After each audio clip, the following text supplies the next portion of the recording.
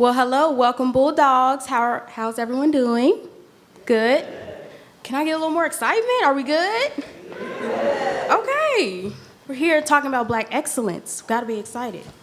So, of course, on behalf of our president, Dr. Wilm, our dean, our faculty and staff, and the College of Business and Public Affairs, we'd like to welcome you to the Alabama A&M University. We also thank you for taking the time out of your day to be here. Welcome. Today, we are discussing Dr. William Pickard best-selling book, Millionaire Moves. And we are excited to have an interactive discussion. I will hand the mic over to Ms. Jasmine to introduce the panelists.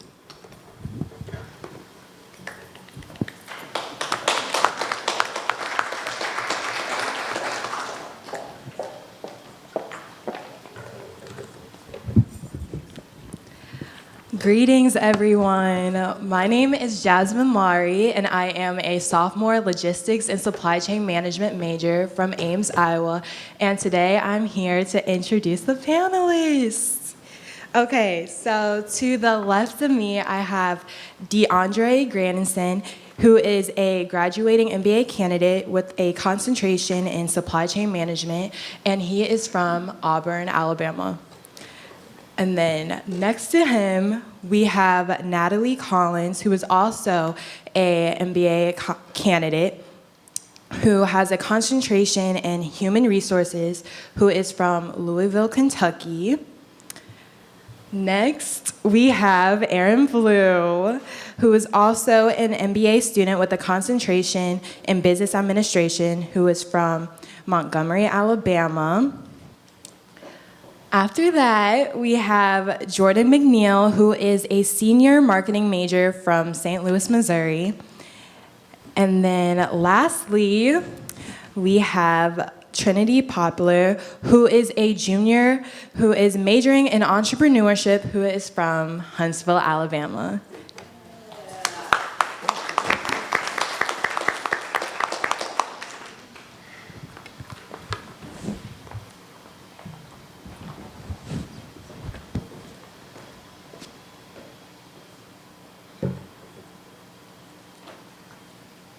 Welcome, everyone. I'm Trinity. And I'm Natalie. And we would like to welcome you to Dr. William Bill Pickard. He is one of the first African-American McDonald's franchise owners, founded in Detroit, Michigan. He is also a phenomenal mentor and the co-owner of 5 Black-owned newspapers, as well as one of the most successful entrepreneurs and businessmen in our country.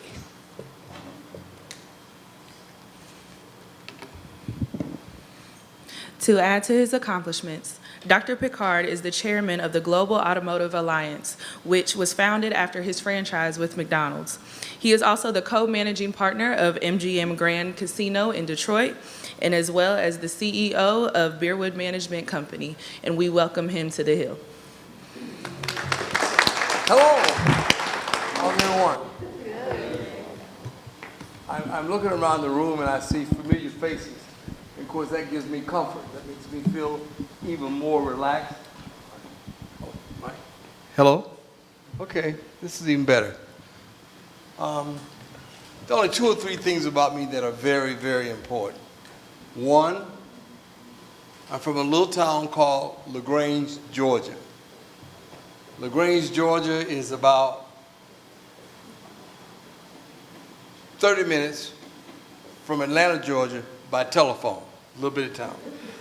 So I'm very proud of my growing up in LaGrange. And secondly, I am a solid C student, but I'm highly motivated, highly motivated. And then thirdly, I've been very blessed, very, very blessed. And with me today, I just have to have my boss from Alabama State down the street a little bit, Dr. Booth. Dr. Rowe is a PhD agriculture expert, and his major concentration was growing weed. And I even see some people here from our company down the road there. Global Automotive Alliance. What is the company here called? I don't even know. What is it? ARD Logistics. Okay, thank you very much. Well, obviously, you know by now that we go around the country throughout the year, and a former executive, faculty, full professor, whatever, from Alabama State again.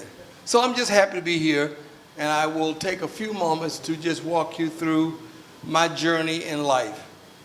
And I said to the young men that I met earlier, a good Kappa brother and a good Alpha brother. I happen to be an Alpha, but we all are just men trying to do good in our communities.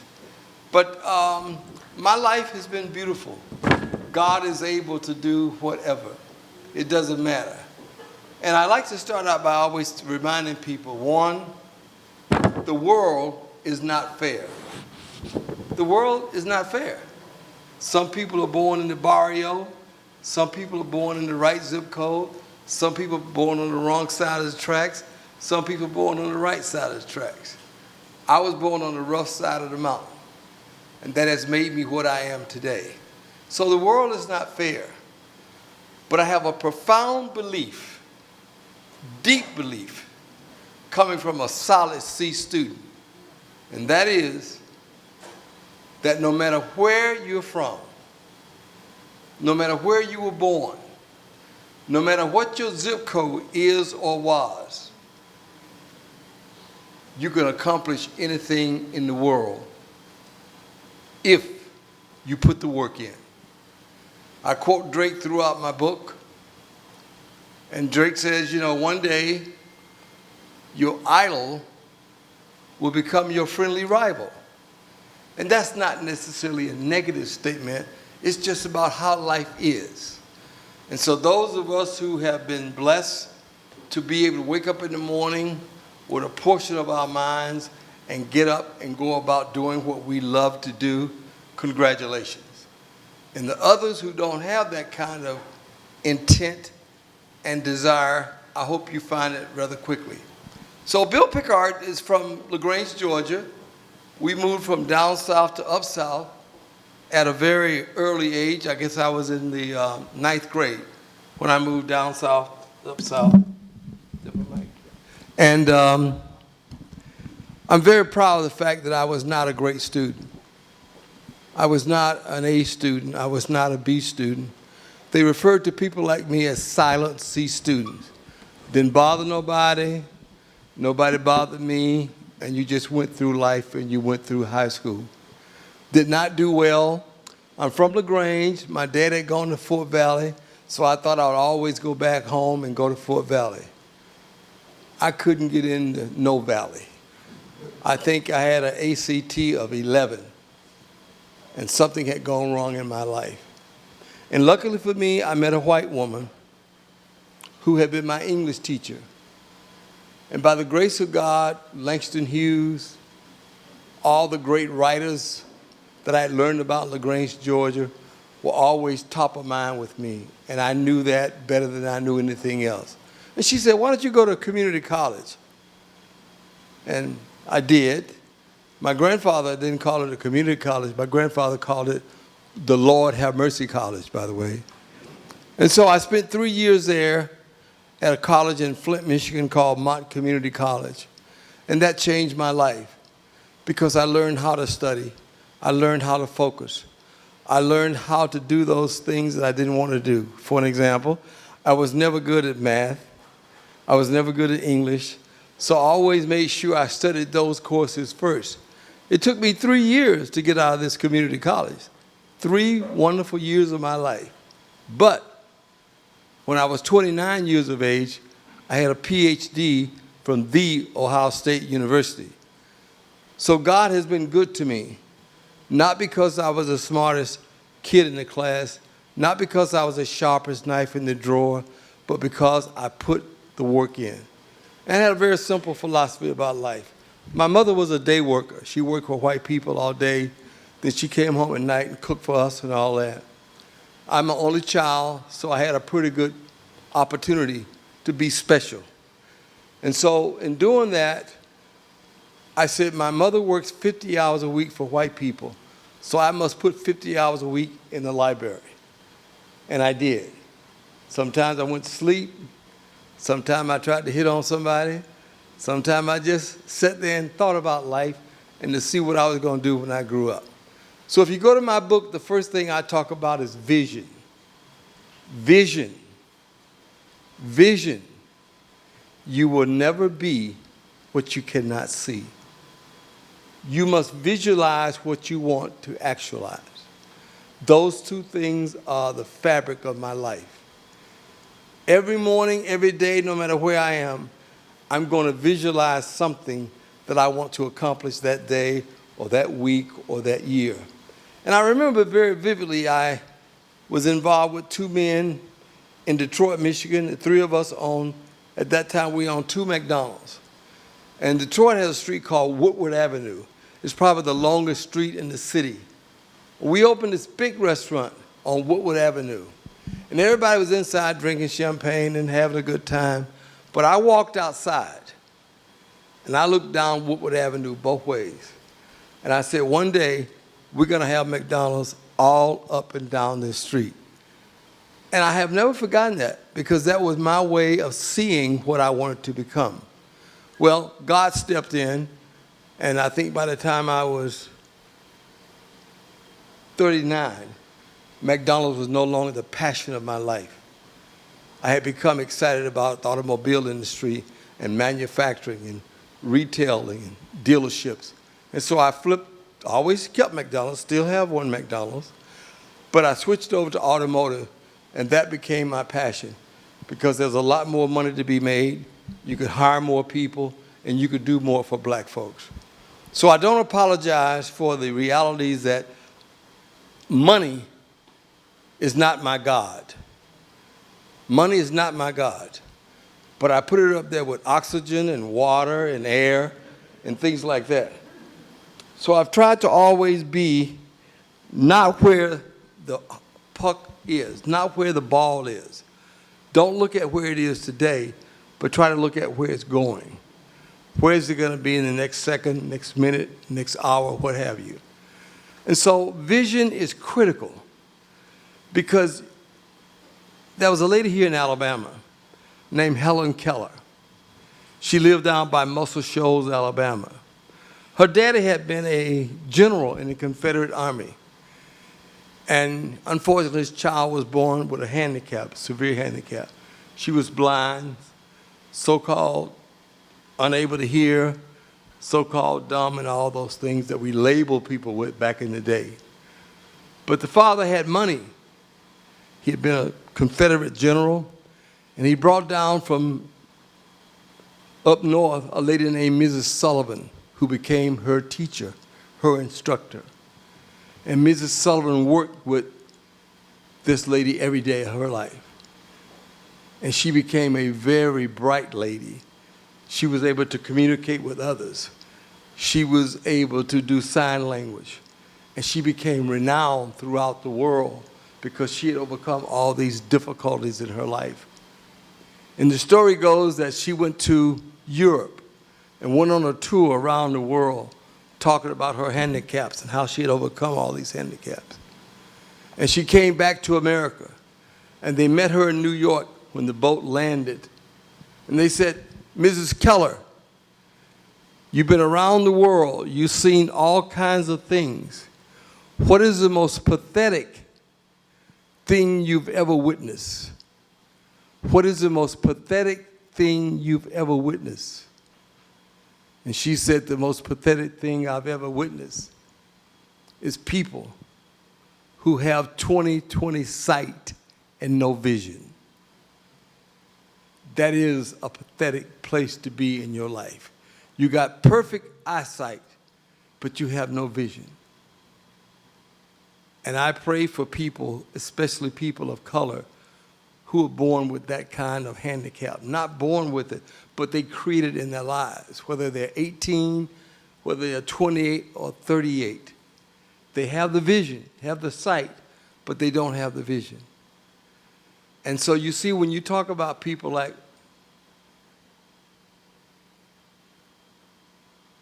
Mrs. Malone, I'm consciously going to Mrs. Malone And I'm consciously not talking about the other lady with the hairdresser, the hair care. I'm talking about Mrs. Malone. Her name is Annie Malone. She's from St. Louis. Now, I know you know all about Madam C.J. Walker. I love Madam C.J. Walker. She showed black folk, especially black women, how to make money and how to become wealthy. And I ain't mad at her. But she stole almost everything she got from Miss Annie Malone in St. Louis, Missouri, somebody who was from St. Louis. And when you go to St. Louis today, if you look very hard and very long, you can see the building that Mrs. Malone built. Now, I ain't mad at Madam C.J. Walker, because she took an idea and she spread it throughout the world. But the essence of the idea came from Annie Malone. And so it is in our community and in our lives that we can see one gentleman doing something and somebody grabs it and take it to the next level. And that is a part of what I think we all refer to as progress. Because it's not always the person that has the idea that can take that idea and expand it into the universe. And I'm going to bore you a little bit. We own 5 black-owned newspapers. I'm a prolific reader. I love black stuff. And there was a gentleman that worked for the Pittsburgh Courier. His name was Mr. Walker. He was a salesman for the Pittsburgh Courier. And Mr. Walker married Madam C.J. Walker. But Mr. Walker knew every trick there was in the black community, how to get people to buy things and how to market to black women and how to get black women engaged in this enterprise. And that was a success that really propelled Madam C.J. Walker into excellence and into wealth. So these kinds of examples about being able to visualize what you want to actualize, they're real. I'll give you a couple more and I'm going to sit down. One that I love, I talk about all the time in my own life, has been relationships. I don't apologize that I was never the smartest kid in my class. I was never an all-American football, basketball player. I was just an alpha man running around campus trying to get a date, you know. And just to make sure I could get a date, I paid money to join a fraternity so I would have friends because I was the only child, you know. But in that process of being on student government and being in that process of being able to be involved with fraternity and student government, I developed relationships. And one of the relationships I developed was with a man named Dennis Wayne Archer. Dennis Wayne Archer was a special ed student. He wanted to be a special ed teacher. His roommate, Bill Pickard, was just a social work major. I wanted to grow up and be a social worker and help change the world. That was my goal. Well, God steps in. Dennis Wayne Archer becomes a lawyer in Detroit, a very, very successful lawyer. How did I get that asset? How did that come to me? Dennis Wayne Archer was mayor of the city of Detroit. And when they said, Mr. Archer, do you have anybody you could recommend to us that would be a great business partner for MGM in Detroit, Michigan? He said, yeah, my roommate, Bill Pickard. And that became the greatest asset in my portfolio in my life. And it all became because of a roommate where we had no meal plan and we ate sardines and potted meat and Vienna sausages 2 or 3 times a week. So when God gets into you and when God sees fit to align you with certain people, recognize that the lady or the man you're seated next to today could one day be the governor of this state, could one day be a multi-millionaire. These things happen. And I'm very happy to report that Dennis Wayne Archer became the first black man ever to be president of the American Bar Association. First generation lawyer. I'm also proud to tell you, by the way, that Black Enterprise, you know Black Enterprise, the magazine that comes out periodically, they had a contest. They've been in business 50 years. And they had the audacity to say, who are the 50 greatest black entrepreneurs that we met over the 50-year journey? And they picked a little fat boy from LaGrange, Georgia, who wanted to be a social worker. Isn't God able? And so I close by giving you two more things, of failure and faith. And all those things, and all those beautiful women I met along the way. And that was failure almost at every step in my life. We fail at things. I like what Denzel Washington says. He said, you fall down 9 times, you get up 10 times. That's what life is all about. Failure is an intricate part of life. Failure is never fatal. Failure is never fatal, and success is never final. You just got to get up, you get knocked down, you get up again.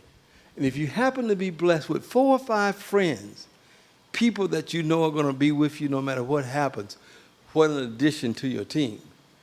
And if you read my book, I have a squad of men, I have one sister in that group that have been with me through all my ups and downs, all my trials and tribulations. We've been there for each other. And the closest one of those friends passed away about 4 years ago. But what a journey. He was an all-A student, all A's, mathematics. And I was in social work. But he was my lifelong friend. And he became very, very successful, owned a company that does $4 billion. I'm going to repeat, billion with a B. His name was Ron Hall. And I was fortunate enough to be his business partner. But he passed away. So failure is a part of life. But it doesn't mean because you get knocked down, you stay down. You simply get up and get back in the game. And lastly, faith. And I can't tell you about God. I can't tell you about Buddha, Allah. I can't do all of that. But I can tell you this. Faith doesn't make it easy, but faith does make it possible. And I just happen to believe beyond anything else in my life that there's someone greater than any man and there's someone greater than any woman. I don't know what you might call him or her or them, and it doesn't matter to me that much. But I know that I believe in something that is much, much greater than any man or woman. Thank you very much, and I'm so excited to be on your campus today. And again, I'll answer any question you might ask me. Thank you very much. Give me a round of applause.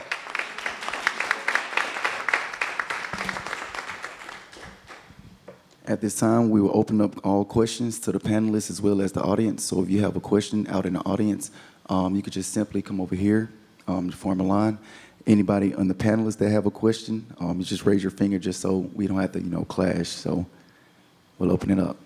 I definitely have a question simmering on my mind. So, Doc, you talked about vision. And everything with vision, faith and action, comes about, success. But with vision, how did you actually lock on and actually make actions to the visions that you had? Okay, I don't know that I'm bright enough to convey to you the difference between just vision and seeing something. That maybe there's a big difference and maybe there's a small difference. I don't know. But I can tell you this. When I get locked in, bro, man, bring it. Bring it. Because I'm ready for the world. And I remember I was at Ohio State finishing up my doctorate. And my professor said to me, he said, what are you doing this summer? I said, I'm going up to Cleveland to get a job and come back in the fall and wrap it up. He said, I don't think you ought to do that. I said, what do you mean? He said, I think you got to take stat again. I said, oh, no, not statistics again. So you got to do what you got to do, right? I locked in. I said, this SHS ain't going to kill me. It is not going to knock me out. And I locked in.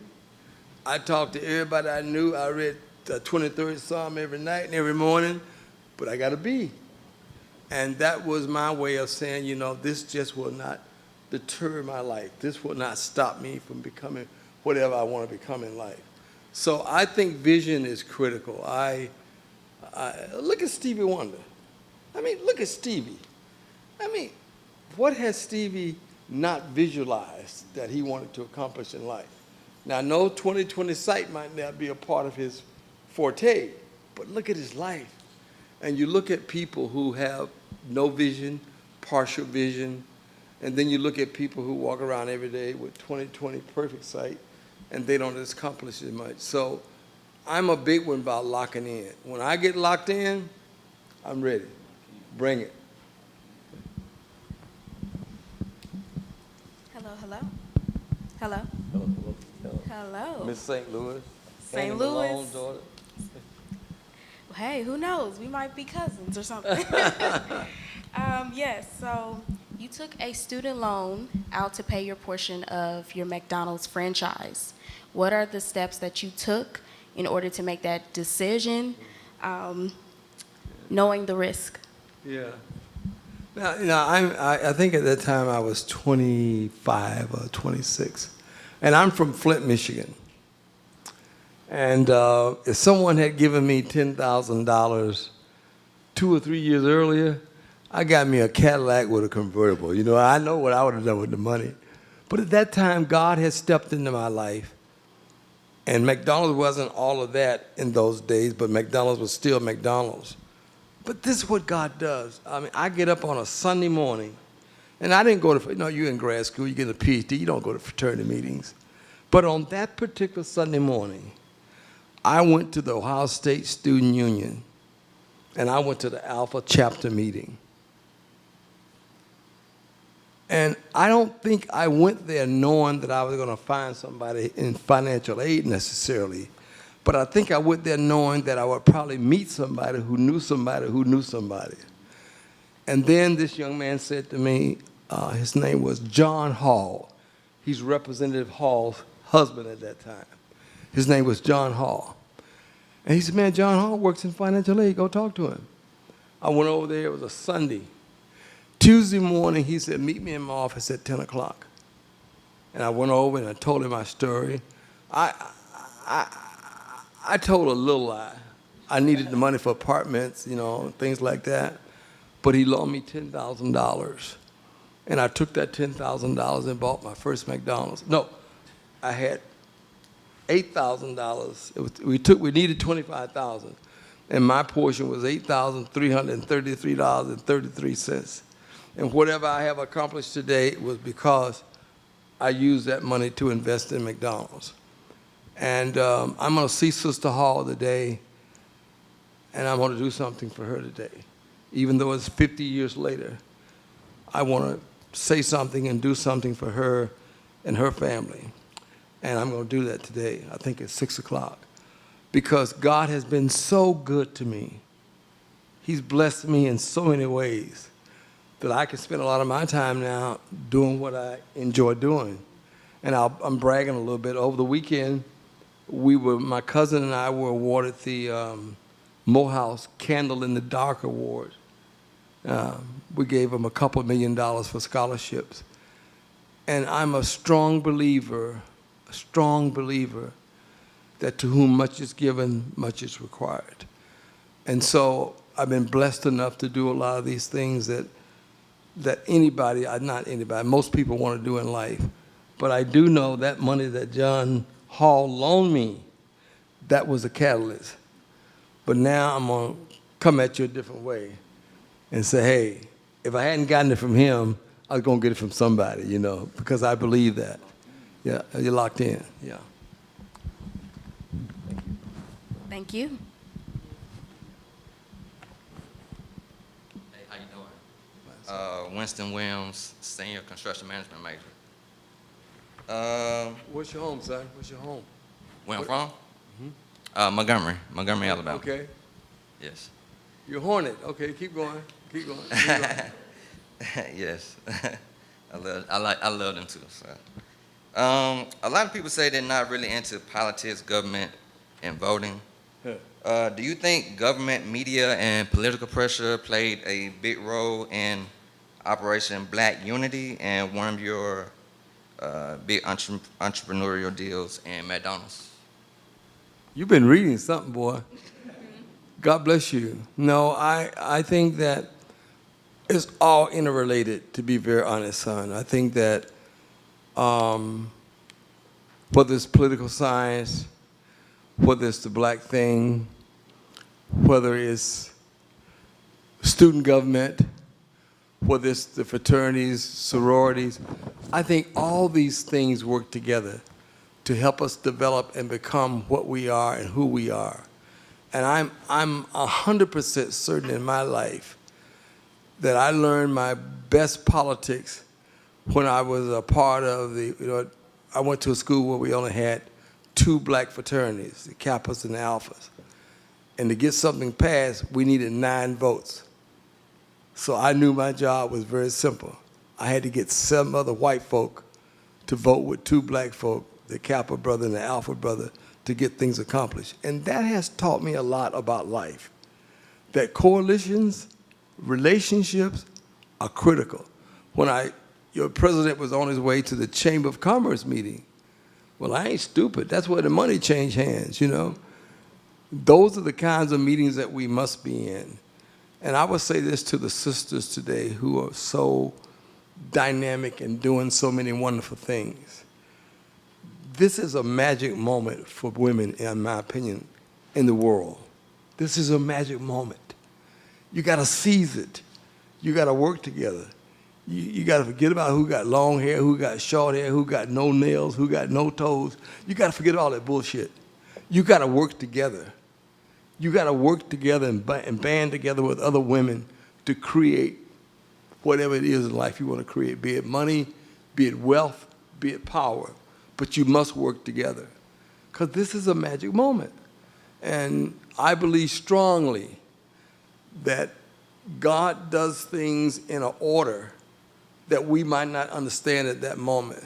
There was a magic moment in Detroit, Michigan, when we had a black mayor named Coleman Alexander Young. Coleman Young said 50-50 MF publicly. 50% of the police department, 50% firemen, 50% McDonald's, 50% white McDonald's. He believed that. He talked it every day. And I was blessed enough to be there to take advantage of some of those opportunities. And so, yes, brother man, all those things work together. And I would say they work together for good in most cases. And keep reading, because you got some stuff there that most people don't know about. God bless you. Hello. Hello, Dr. Pickard. My name is Landon Foster. I'm from Chicago, Illinois. I'm a senior accounting major. My question for you was, in your book you say that luck happens when preparation collides with opportunity. And so I wanted to know how you and your business partners prepared for becoming the first African Americans to own a McDonald's, and also some tips you had for those of us interested in becoming franchisees in the future. Well, first of all, let me go to the easy part. Franchisees is what I call painting by the numbers. You know, if it says 1, you put that one red. If it says 3, you put that one yellow. I like franchises. It's not always an easy way to become wealthy, but I know people who have become wealthy in McDonald's. Most of my wealth did not come from McDonald's, but my start came from McDonald's. And I'm a big person who believes in franchises because it's painting by the numbers. Just get the color and the number and put it in the box and you'll be okay.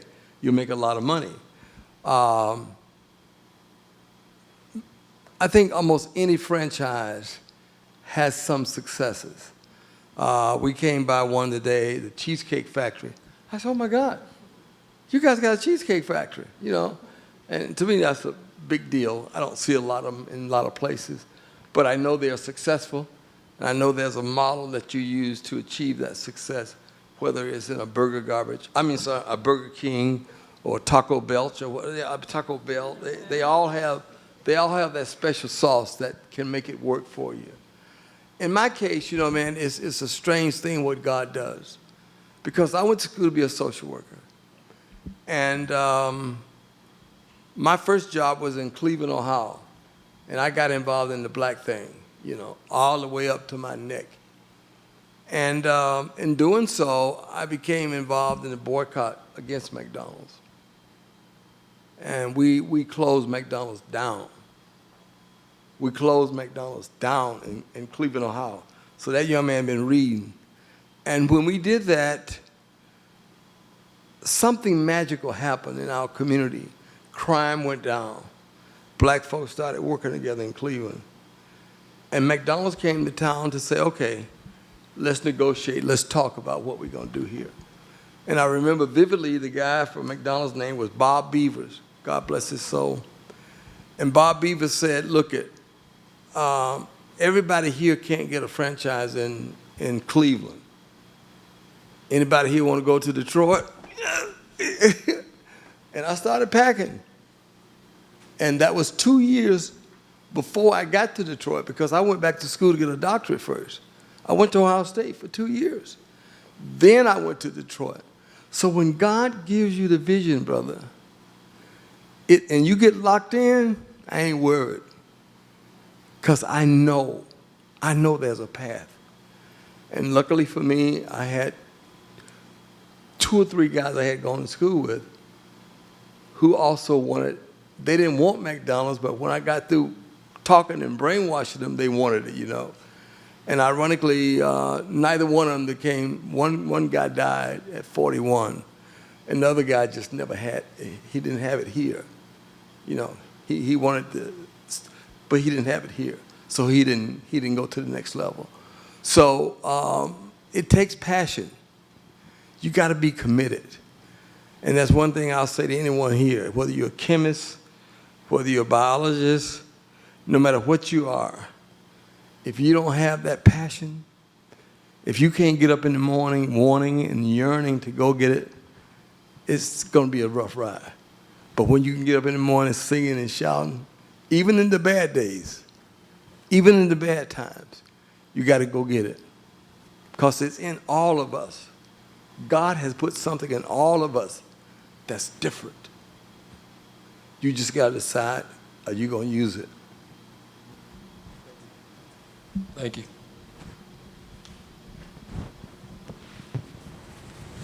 Hello, my name's Isaiah Thompson. I'm an environmental science major, a freshman environmental science major, and I just want to welcome you.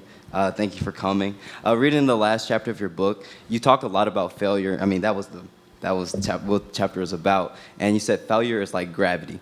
And I've tried to put myself in your shoes going through the Regal Plastic situation, and I did not see myself reacting the way you did and getting out of that situation because I didn't know. Like, I just want you to talk. I'm asking you to elaborate on how you did it mentally, emotionally, physically.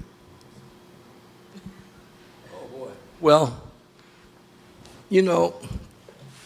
with McDonald's, you have almost guaranteed success.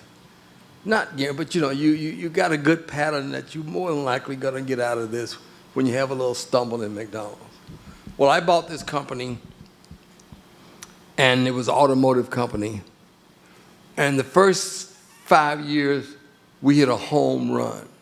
I mean, we just knocked it out the park. As a matter of fact, I would never forget the young lady I was dating. Her name was Shannon. And she called me one day and says, hey, you in U.S. News and World Report? I said, girl, stop it. You mean Jet? No, this ain't Jet. This U.S. News and World Report. They had a big story on us. And that we were going to be one of the first people to be a part of this big program at a car company that I won't call the name. And after that, it was all downhill. I mean, failure was all over me every morning that I woke up. I knew this was the last day. I mean, I just knew the world was coming to an end. And Dennis Archer, my friend for life, said, hey, man, you need to go talk to somebody. I went to see a doctor. His name is Dr. Terry Gordon. He's my doctor to this day. He said, hey, man, this little thing you're dealing with, don't let it take you down, son. He said, listen, you got your McDonald's, you got other stuff going. You'll get through this, but you got to man up. And he gave me a few pills, to take and all that. 90 days later, the crisis is over. I'm back in my game. I got to tell you this. I had a farm, And I had put my farm up for sale because I'm getting ready to, you know, I got to strap it down. I got to get some cash. So I put my farm up for sale. And by the time the crisis was over, a guy had made me an offer to buy my farm. And I'm in Michigan, but I still like the country. I like to go horseback riding and all that crazy stuff. So I look at my advisor and say, well, wait a minute, I don't need the money now. He said, but that ain't the deal. He says, you made an offer. No, you offered it to be sold, and the broker sold it, and this man has the money to purchase it. I said, I don't want to sell. He said, well, don't sell it. I said, but you just told me I had to sell it. He said, no, I told you you should sell it, but let's wait 4 or 5 years and wait him out, and then you have to give him 10% or 20% to get him out your life. And that's what I did. I never sold my farm, you know. So God has a way of working these things, but you know, you got to have a lot of friends when you get this part. When you go as deep as I was, you got to have friends. You got to have some good friends, some bankers, some good pastor, good deacons and everything else, because that was a rough moment in my life. But I got through it. What was your vision through that? Because you said your vision and your attitude on situations dictate how you're going to get through the outcome. So through it, what was it? They probably had gone blank, blank, blank, 0, -10, -30, -40. It was rough. It was a rough time in my life. But I can say this to you. The woman I married called me one day and said, hey, listen. She said, you got to understand something. She worked at General Motors. He said, General Motors has problems. Every company's going to have problems. And you just got to man up, get out that house, because I wouldn't go outside. I didn't want people to see me as a failure. And eventually I was able to work it out and get out of it. And it's a classic in my life because it taught me one thing. There's always a way. There's always a way. And this is why I had a very dear friend who had committed some pretty rough things, and he committed suicide. And just a couple of days ago, this is now 10, 12 years ago, I said, Art should not have killed himself, because you can live through anything. All you need is 2 or 3 friends that said, bro, man, we got you. No matter what happens, we're going to be here. And that guy took his life unnecessarily, in my opinion, because you got a few friends that no matter what happened. I had one friend named Donald Snyder who would call me every morning, Piccadilly, get up, get out to bed, let's go. You cannot stay in that bed all day, because I had a proclivity to just stay in the bed, you know. But he would say, get up every morning and get out. And that's what I would do. Thank you.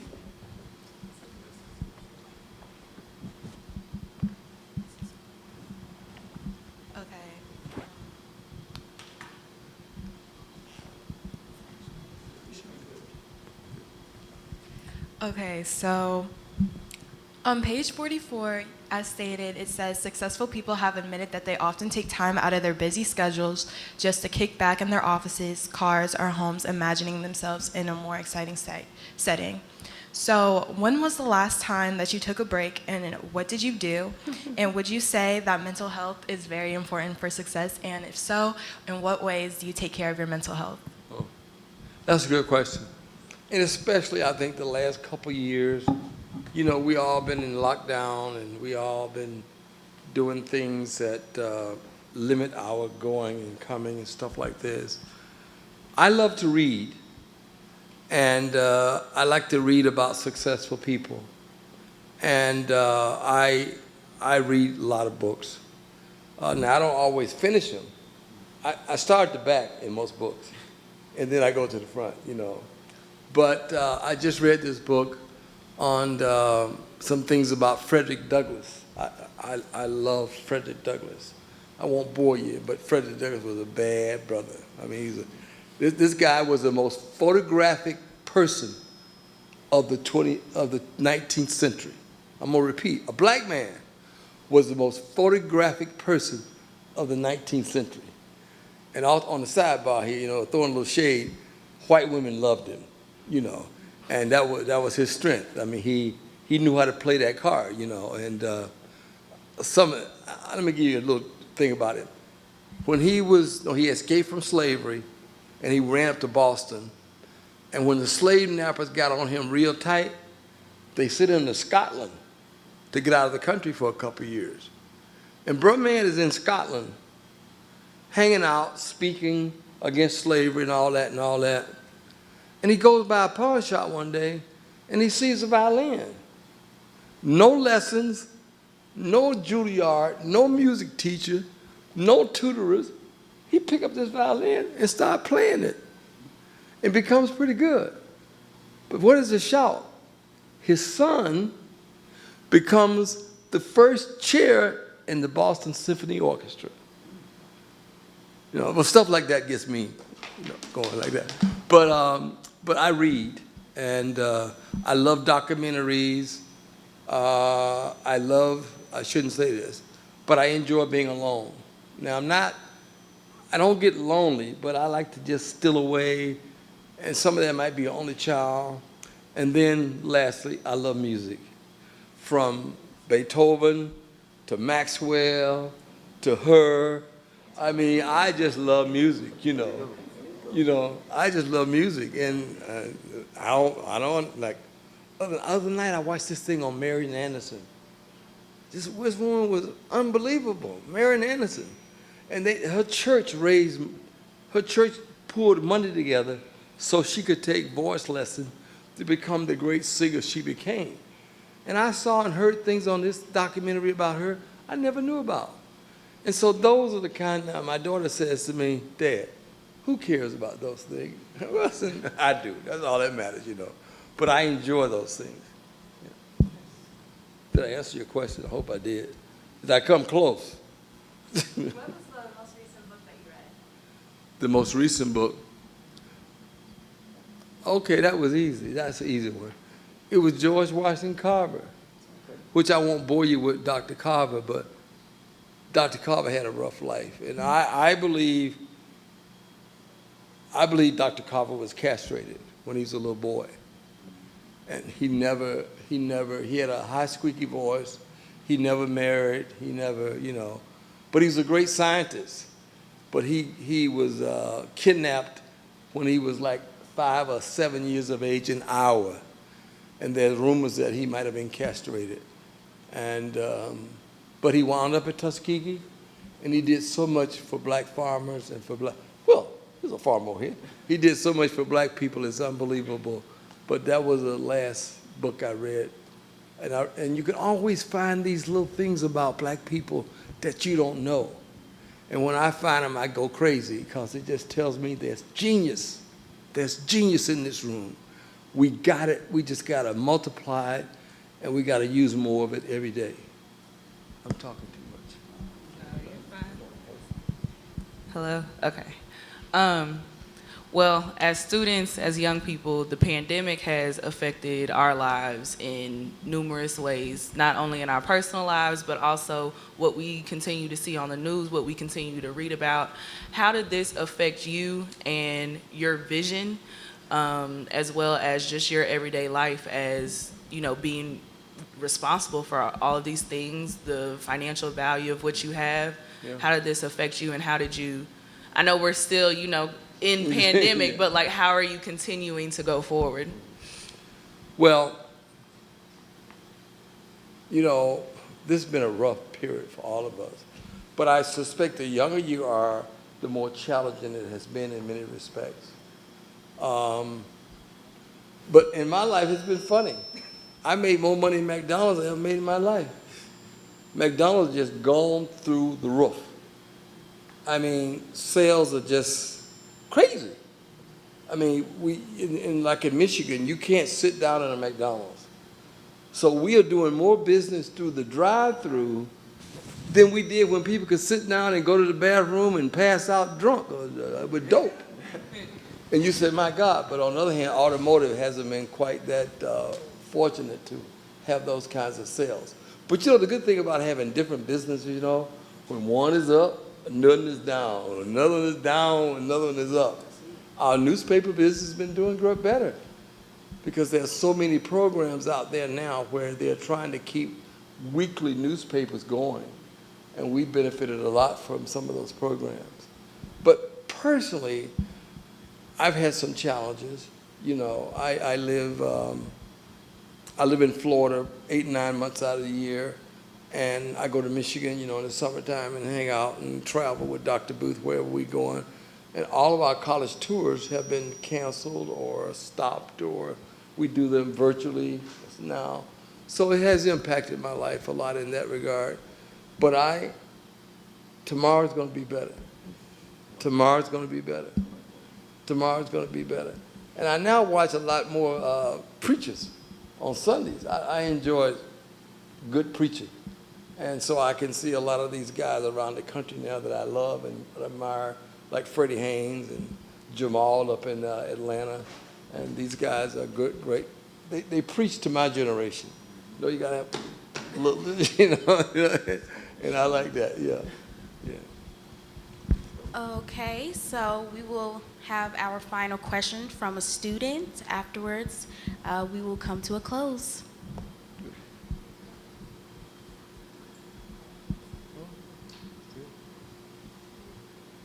Hello. Hello, my name is Stephanie Towden. My question is, in your section of finance, I seen that you said that there's no really, I guess you could say, no good thing is good debit, I guess you could say. Can you hear me? I did not. Okay, so in your section for finance, you were stating like there's no thing as good debit. How would you go about getting credit? Yeah. Me personally, I don't have a credit card. I'm scared to get one, so I don't really. You're probably smart. I don't know how to go about I that. think in the book I talk about good credit and bad credit. Mm-hmm. And I'll say this even though I'm at a university. Student debt is one of the best debts I know about. As bad as it is, this is how most first generation people get on the wagon. We have to have debt to graduate. And I think in the book I talk about this with Roland Martin on TV, that I wish we could all go to school free, but it ain't like that right now. And you gotta have debt.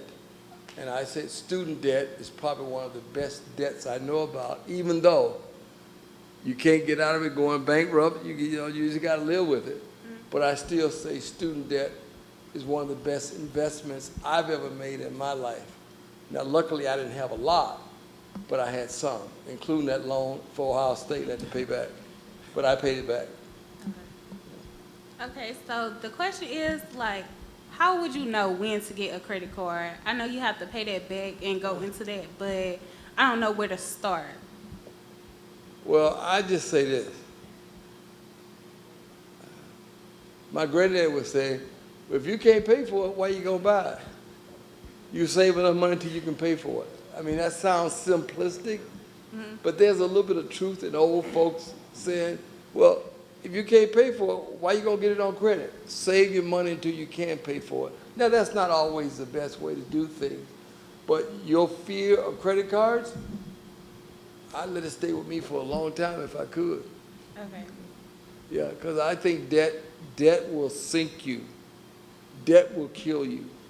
Debt will drive you to do stupid things, you know, and debt will make you do things that you probably wouldn't normally do in life, you know. But there's a time that you just have to resort to certain things in life, and some of those times are probably debt, you know. I wish I had a more magical answer, but I don't. Well, thank you, though. Okay, thank you. By the way, may I say this? You know, there's always a magic moment in life, but this gentleman back here asked a profound question about my transition from wanting to be a scholar, academic, to getting involved in business. And the thing that happened to me in Cleveland was a big thing in my life. I don't know where you read that, but I have enjoyed being with you today, and I hope that some of you will meet along the way. You're gonna talk to Ms. Bridget today about some possibilities with us for internships and things like that. I believe deeply, deeply in black folks' ability to do anything and to overcome anything. I would not be sitting here if there was not a God and some hard work. And I'm just excited to be here and to listen and to feel the vibrations in this room. So thank you very, very much.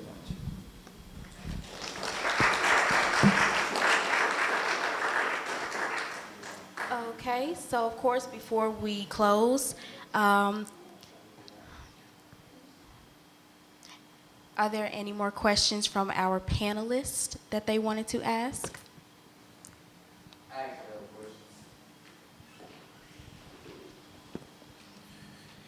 In the book, you discuss about a mastermind group.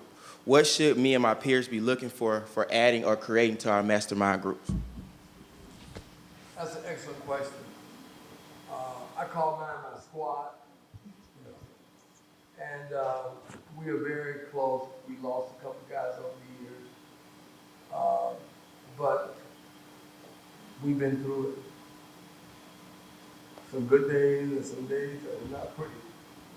And yet, in spite of all that, God has brought us through it. And we have what we call new talent. We look for people, we talk to people, and every now and then somebody will say, you know what, I think this person is ready. And I shouldn't tell you this, but I will, because my daughter is now 28, 29 years old. And for all these years, we would meet every November in Atlanta. I'm talking 15 years, a group of us. We started out maybe with 15 guys. We would meet in Atlanta every year. And we would never let women in. And my daughter's now 28. And so whenever things get a little rough, she said, you know what? If I had been in those meetings, I'd be doing better. So we're having a meeting this year, and women will be allowed there. Our daughters, they gotta come, you know. And so there's a little chauvinism along the way. But I really believe when you put black folks together, or white folks, when you put people together of like minds, walls tumble. God shows up. The Holy Ghost gets involved. And things just happen. And they happen normally with a very positive note. But I do know this, that no one of us is as great as all of us.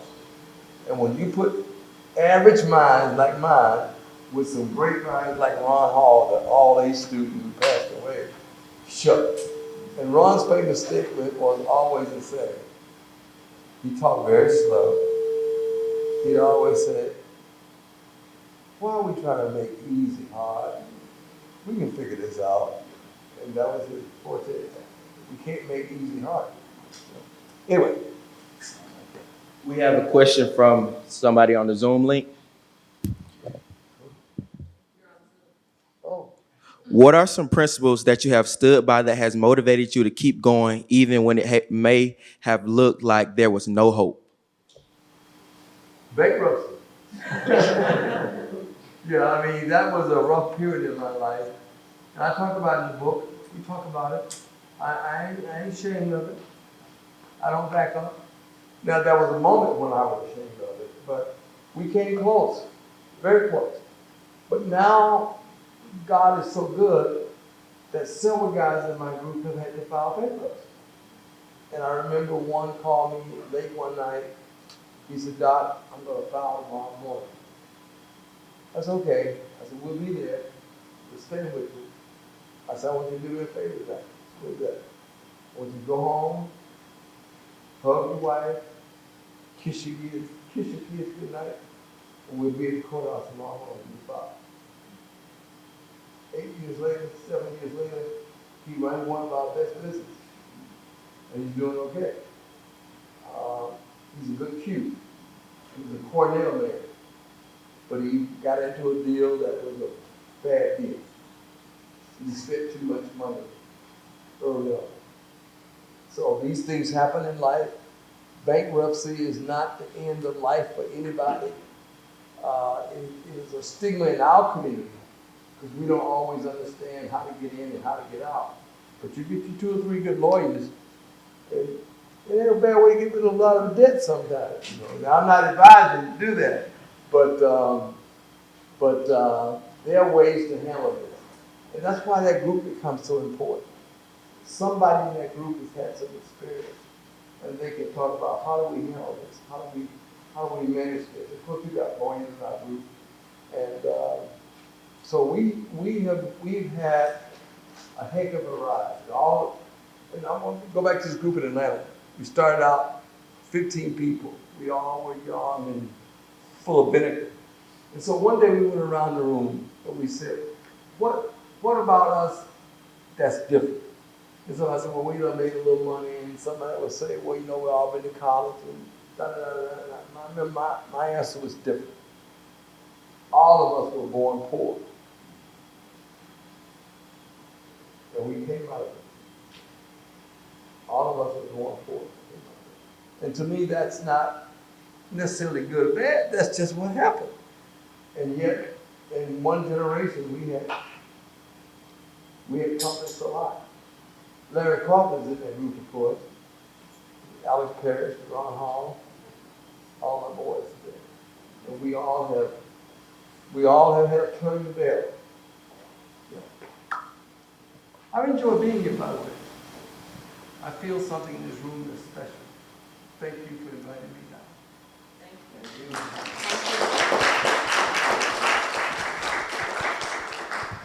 So I have one more thing. I have a challenge for you. In your book, you talked about if someone described their friend group, you can tell them where they would be in 10 years. Do we have a volunteer that would like to briefly describe their friend group? Panelists?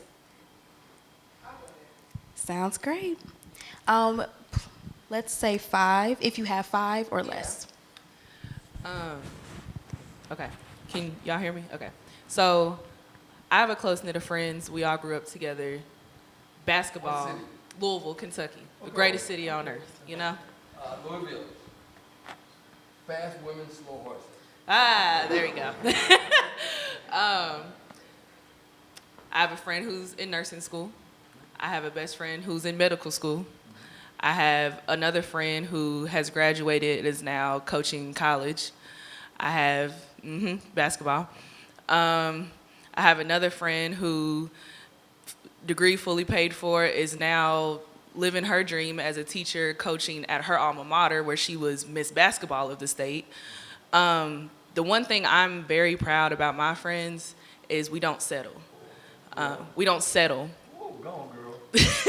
Go on, girl. That's why when you talk about friend groups, like that's why we doubt ourselves sometimes, but we always have the support system of, no, girl, you got it. Like, you're gonna come out of it, you're gonna get it. And I think that's that's why I see all of us doing great, is we all have that attitude now. So what do you think? Well, obviously with a group like that, I think you're gonna be A-okay. And I like that word, don't settle. And I like that word, don't settle. And I gotta tell you a joke about this. This is a true story. There was a young lady from Detroit who went to Michigan State, and then she went to medical school at Michigan State. She did her residency in Chicago, and she meets this tall, dark, handsome alpha man, and eventually they decide they're gonna get married. He worked for McDonald's. And so she goes home to tell her mother and her 2 aunts about this guy she's gonna marry. They said, honey, where does he work? She said, McDonald's. Said, you ain't got to settle for that now. Because he was a big mucky muck. His name is James Floyd, and he's a McDonald's executive. But they said, you don't have to settle. No, what you just described is a typical homogeneous group, heterogeneous group, where everybody brings something different to the party. You know, one person just has an attitude of, we can do this. And somebody said, well, let's analyze this first. Let's think about it. Let's figure it out before we just go do it. And that's always a good way to have a mixture. And, but it seemed like in my group, because we're all in business, One year he's in the tub, next year he's in the barrel, next year he's coming out. And we just had this thing that we had to support each other through all of it. And most of us didn't get hurt too bad.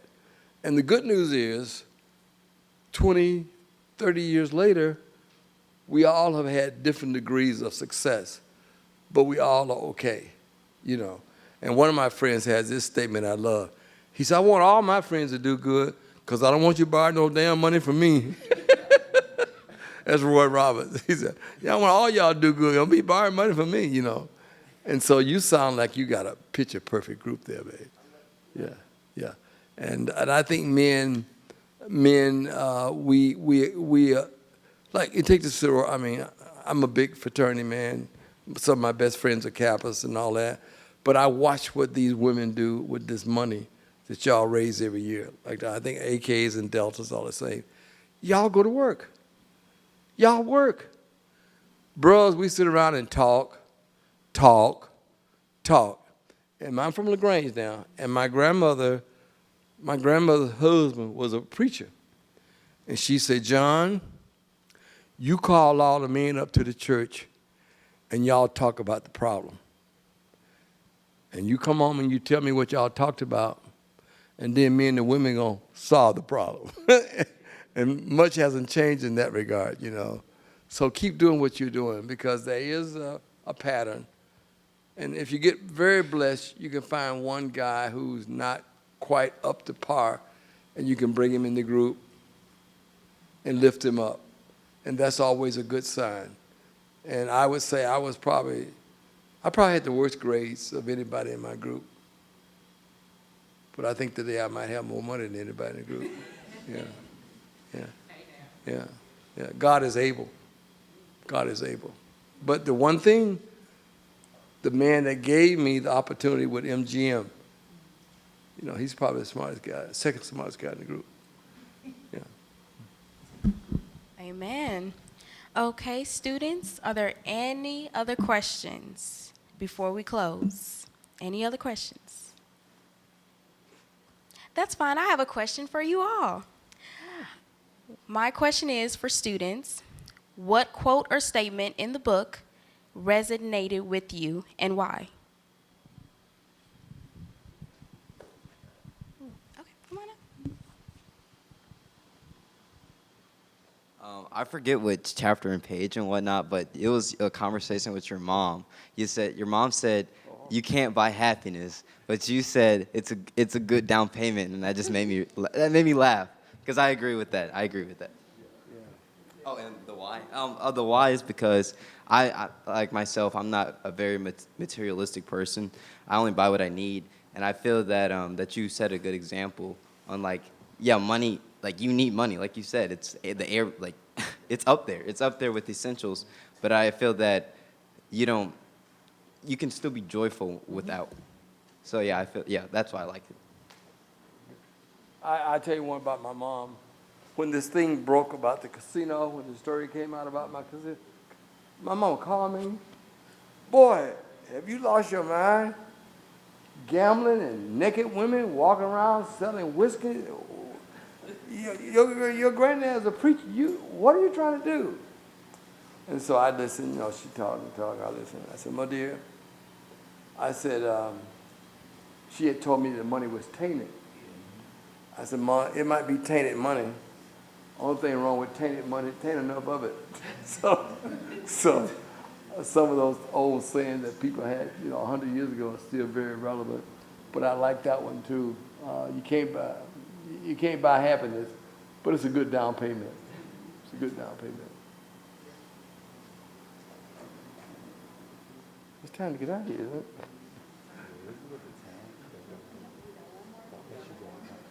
Well, I did just want to share one that stuck out for me. It was that if you're a person of color, some form of prejudice is going to try to trip you up sooner or later. It's up to you to maneuver around it, under it, over it, or through it. And the reason that it resonated for me was because my mom always told me we would always have to work 2 times harder than white folks in order to get where they got. And so I felt like that was important just to hear it again. It was very meaningful. Good. Thank you. I think that's still true, by the way. I think it's still true.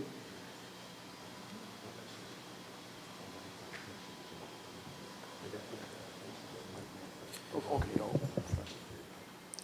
To the panelists, great students in the audience, Dean and College of Business and Public Affairs faculty, President and Cabinet members, thank you all for helping us put together such a wonderful and insightful event.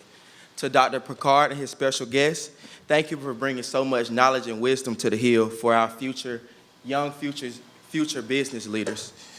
Will you come up, Dr. Picard? Will you come to the podium? Yes, sir. Yes, sir. On behalf of the College of Business and Public Affairs students, we would like to award you this token of our gratitude. Thank you. Thank you. Bulldog. Again, thank you so much, and lunch will be provided for the students in the back. Y'all have a great day.